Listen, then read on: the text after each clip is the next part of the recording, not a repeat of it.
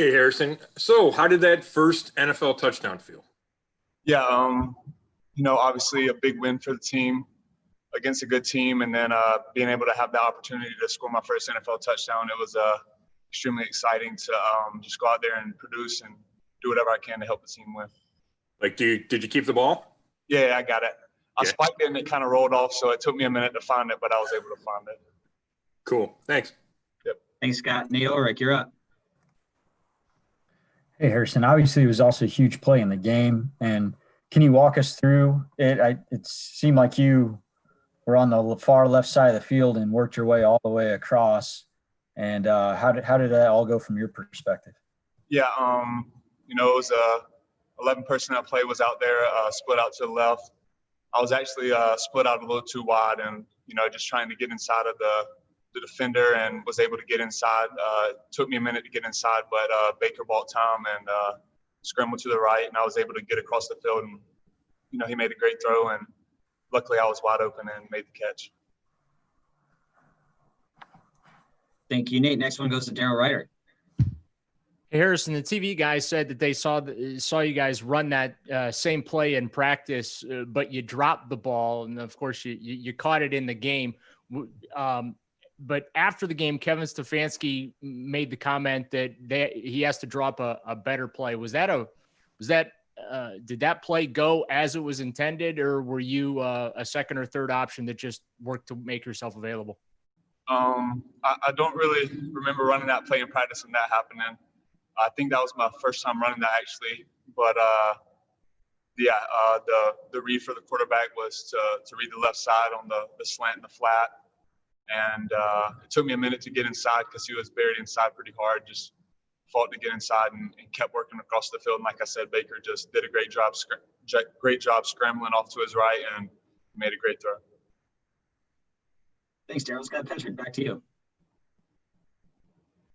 Harrison, obviously you've only been in the league for a little bit, but to be 2-1, have guys in the locker room talked about that and what it means? I know Miles said after the game that you guys are trying to change history, and he's kind of emphasized, obviously how important it is to have that winning record after so much losing around here. Yeah, I think our mindset is really just to go out and win every week, no matter who we're playing. That's the goal every week, is to go out and go 1-0. And so far this season, we've done a good job. Obviously, a lot of things to improve on, but that's our goal every week, is just to go out and go 1-0. Like, what do you think it says about the team that you guys were able to rebound after that loss to Baltimore to start? It seemed pretty severe, that loss, but then to come back with 2 straight wins. But what does it say about you guys?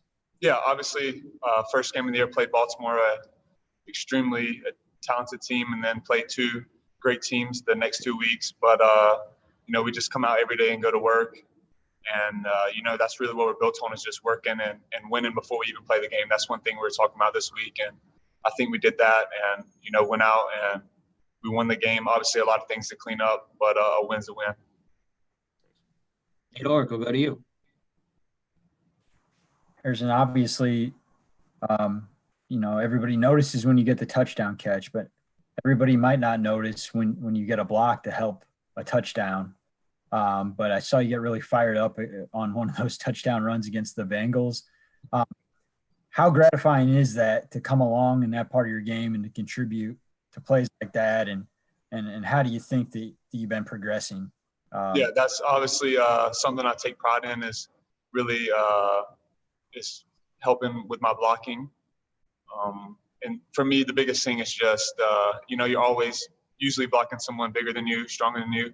I think the big thing is just effort and technique, like you said. And I think so far my technique has been improving, but there's still a lot of things that I can improve on. But that play I was pretty juiced up and excited, to get that block on a good defensive end, and it turned into a touchdown. So it was obviously a nice feeling, and just going out and just doing my job every play is all I'm trying to do. We'll go to Marla Ridenour. Harrison, excuse a little sort of a non-football question, but yesterday was big with Callie and the coach for the women's coach for the Redskins. Could you appreciate anything about that moment, or if not about the moment, just how you feel about the kind of job she's been doing?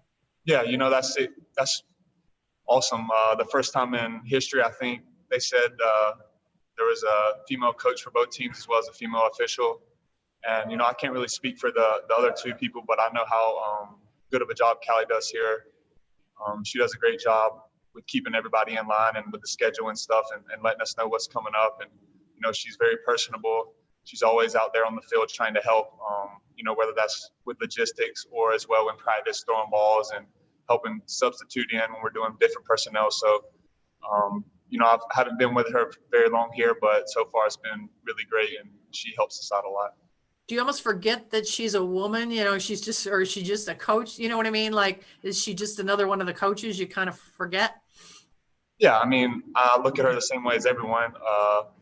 She comes out and she helps us out a lot, and I'm just very grateful for her to be here and doing what she's doing. Thanks. Back to Nate Orrick. Hey, Harrison, I know you're playing some special teams, and JoJo Natson was a big part of the return game, obviously, and Coach told us he has a torn ACL. Have you been able to talk to him or anything like that? And just what do you think about?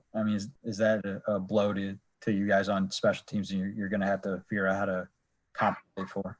Yeah, I wasn't quite. I knew he got injured. I wasn't quite sure of how large of a magnitude it was, but that's terrible to hear. Actually, me and JoJo, he was training down in South Florida when I was sitting on there, so I was able to. He was the first person on the team that I was able to meet, and we built a great relationship. He's a great dude, awesome returner, as you've seen with his past years, and then this year he's great at making people miss and picking up 10, 15 yards, which helps a lot with the offensive field position, and it's just a huge blow for our team. We'll make this our last one. It goes to Scott Petrick. Hey, Harrison, I had a question about a couple specific routes yesterday. Baker said on one of the sacks that he should have hit you on a stick route. Do you remember that play? And were you open and did you think it was coming to you? Yeah, I'm pretty sure I was on the right side on the ball. I had a stick route. I actually should have tight turned it a little more with the coverage that they had. But I remember him coming to the sideline and saying he couldn't really see me too well. But obviously plays like that happen, and the biggest thing for us is just to go out next play and do our job and forget those plays. And then there's a third down incompletion. You're on the left, and it kind of, he threw it inside. Was that just a miscommunication, or what happened? No, that was a great throw by him. I was on the outside under. I stopped running, and the ball got out in front of me. I should have just been running through the whole time and called the ball and converted.